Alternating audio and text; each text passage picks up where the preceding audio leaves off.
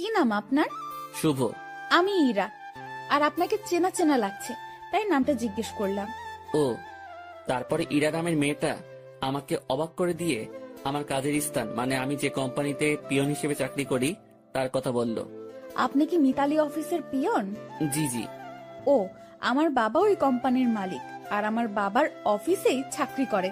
বাবার অফিসে আমি অনেক যাই। আপনি তো চা কফি এনে দেন। আমি আপনাকে চিনেছি। আপনি আমাকে চিনতে পারেননি কেন? আমি আপনার দিকে তাকাইনি, আর আমি মেয়েদের দিকে কম তাকাই। ওরে সাধু, শোনেন, আপনি তাকান, তবে বেশি ভাবনায় থাকেন। তবে আমাকে কখনো খেয়াল করেননি।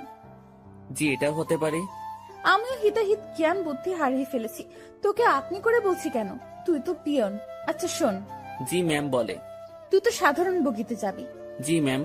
আমি কেবিনে যাব। তুই আমার ব্যাগ দুটো একটু উঠাই দিবি, তারপর তোর আসনে গিয়ে বসবি, ঠিক আছে? জি ম্যাম, ঠিক আছে। রাগ করিস না, কুলি পাচ্ছি না।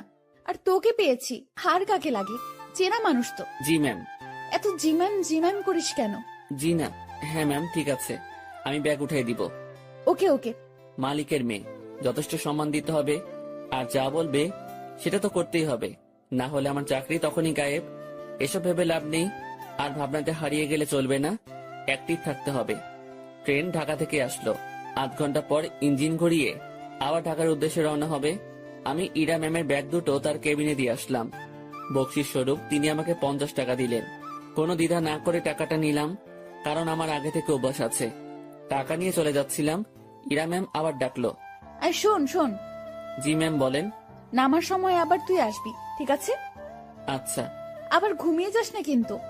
না ম্যাম, ঘুমাবো না। ওকে, যা। আমি আমার বগিতে গিয়ে উঠলাম।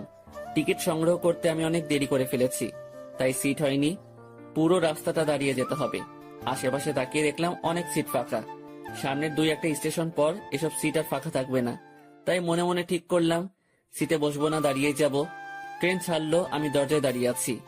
ঠান্ডা হাওয়া আমার শরীরটাতে লাগছে। আমি ভাবনায় আবার ডুব দিলাম। ভাবতে লাগলাম পুরনো দিনের কথা, মাঝে মাঝে নিজের ভবিষ্যতের কথাও ভাবলাম। তাতে যা ফলাফল পেলাম সেটা শূন্য, কারণ ভেতরে খুব হতাশা কাজ করছিল। অর্ধেক পথ আসতেই স্টেশন ছাড়াই ট্রেনটা থেমে যায়। যান্ত্রিক কোনো ত্রুটি হয়েছে হয়তো। 20 মিনিট পার হবার পর খবর পেলাম ভোরের আগে ট্রেন এখান থেকে এক চুলও নড়বে না। আর এখন রাত 1টা বাজে। এক একজন এক এক কথা বলছে।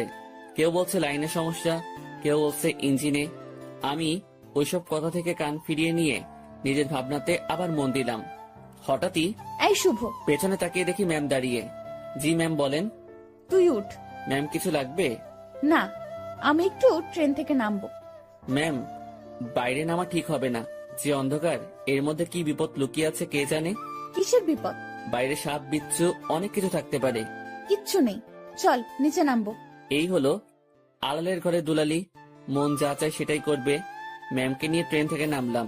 নেমে দেখি অনেকেই নিচে দাঁড়িয়ে আছে। কেউ বাসায় ফোন করে সমস্যার কথা বলছে, আবার কেউ সিগারেট টানছে। ম্যাম আমার সাথে কথা বলা শুরু করলো। দেখ, জায়গাটা অনেক সুন্দর, তাই না? অন্ধকারে তেমন কিছুই তো দেখা যাচ্ছে না। চোখ না, মন দিয়ে দেখতে হয়। তবে ম্যাম আকাশটা বেশ সুন্দর লাগছে, অনুজ্জ্বল তারাগুলো দেখা যাচ্ছে। আমি তো অনুজ্জ্বল অনেক কিছু দেখতে পারছি। কি ম্যাম? এই যে দেখ, একটা টি স্টল, চল যাই। এখন ওখানে গিয়ে কি হবে? চা খাবো, চল চল, বেশ মজা হবে। শীতের মধ্যে এত রাতে বাইরে চা খাওয়ার মজাটাই আলাদা। আমি তো আর মানা করতে পারবো না, মানা করলেই বকা দিবে। কেন যে এর সাথে দেখা হয়ে গেল, মনে হচ্ছে বাকি রাতটাই বেশ প্যারায় রাখবে। টি স্টলের কাছে পৌঁছাতে দেখি কিছু যাত্রী এখানে আগে এসেছে। এই দোকানটার আশেপাশে আর একটা দোকানও নেই। হাতে চা নিয়ে আমি দোকানিকে বললাম, চাচা, এমন একটা জায়গায় দোকান দিয়েছেন কি মনে করে? বাবা, সে অনেক কাহিনী। বাজারে দলাদলি চলে, আমার লোকজন না থাকায় ওখানে দোকানটা নেওয়া হয়নি। রাগের মাথায় নিজের জায়গাতেই দোকানটা নিয়ে বসেছি। বাহ, বেশ করেছেন। তা চলে কেমন? আলহামদুলিল্লাহ, ভালোই চলে। একটা কথা বলি, রাগ করে এখানে দোকান দিয়ে ভালোই করেছেন, এর জন্য আপনার হাতে চা খেতে পারলাম। আরো কিছুক্ষণ কথা হলো, বিলটা আমি দেই। ম্যাম আর আমি চলে আসি। ওনার সাথে আড্ডা দিতে খুব ইচ্ছে করছে, কিন্তু মালিক পক্ষের লোক, আগ বাড়িয়ে কথা বলাটা বেয়াদবি হবে। আমি কিছু বলছি না, চুপচাপ তার পেছন পেছন হাঁটছি। আমার চুপ থাকা দেখে ম্যাম হয়তো কিছু একটা ভাবছে। আমাকে বলল, কি রে, কথা বলতে পারিস না? দোকানের সাথে তো বেশ জমিয়ে কথা বললি, এখন চুপ কেন? ম্যাম কি বলবো? সেটা কি আমাকে বলে দিতে হবে? দোকানে কি তোকে কিছু বলেছিল? না। তো কিছু বল, সারা রাত তো এভাবে চুপ থাকতে পারবো না। আপনি রাজশাহীতে কোথায় আসছিলেন? আর বলিস না, আমার একটা বান্ধবীর বিয়ে হলো, বিয়েতে আসছিলাম। ও তুই বিয়ে করেছিস? না ম্যাম। কেন? কাকে বিয়ে করব? কাকে করবি মানে? দেশে কি মেয়ের অভাব পড়ছে? আসলে সেটা না, তো কি? আমার পরিবার নেই, আমার বিয়ে করা একটু সমস্যা। তো সমস্যার কি আছে? দেশে অনেক মেয়ে আছে যাদের পরিবার নেই, তাদের মধ্যে একজনকে বিয়ে করবি। ম্যাম ওইরকম হলে আমি করব না। কেন? সেটা না বলি। ওই সব বলতে হবে। মাথায় একটা দুষ্টু বুদ্ধি এলো। আমি বললাম, ম্যাম আপনার মতো সুন্দরী পেলে ভেবে দেখতে পারি। তোর ভাবা লাগবে না, আমার মতো কেউ তোর দিকে তাকাবেও না। সেটা আমার জন্যই ভালো। কেন? তাহলে আর বিয়ে করা লাগবে না। হইছে ভাই, থাম এবার। চল লাইনের ওই পাশটায় ঘুরে আসি। ইরা ম্যাম যেদিকে যাচ্ছে আমিও তার পেছন পেছন ছুটছি। একবার বললাম যে বাকি রাতটুকু ঘুমিয়ে নেন, তখন আমাকে ধমক দিয়ে বলল, সে কি আমার আদেশ মেনে চলবে? পরক্ষণই ভাবলাম, তাই তো, সে আমার কথা মানবে কেন? সে তো মালিক পক্ষের লোক। লাইনের অন্য পাশটায় চলে আসলাম। এই পাশটায় ফাঁকা জায়গা নেই, কাছে একটা গ্রাম দেখা যাচ্ছে, আর লাইনের পাশ দিয়ে একটা রাস্তা গ্রামের ভেতরে চলে গেছে। চল রাস্তাটা দিয়ে গ্রামের ভেতর যাই। না ম্যাম, এত রাতে যাওয়া ঠিক হবে না। আমি কি বলছি তোকে? জি ম্যাম, চলেন। এই হলো মেয়ে মানুষ, ভালো মন্দ কিছুই বোঝে না। তারপর যদি এরকম ধনী ঘরের মেয়ে হয়, তাদের মাথার তার দুই একটা কমই থাকে। এরা পুরো পৃথিবীকে নিজের মনে করে আর ভাবে সেই সব থেকে ক্ষমতাধর ব্যক্তি। দুজনে অনেকটা হাঁটলাম। এখন আমরা হাঁটছি গ্রামের ভেতরে।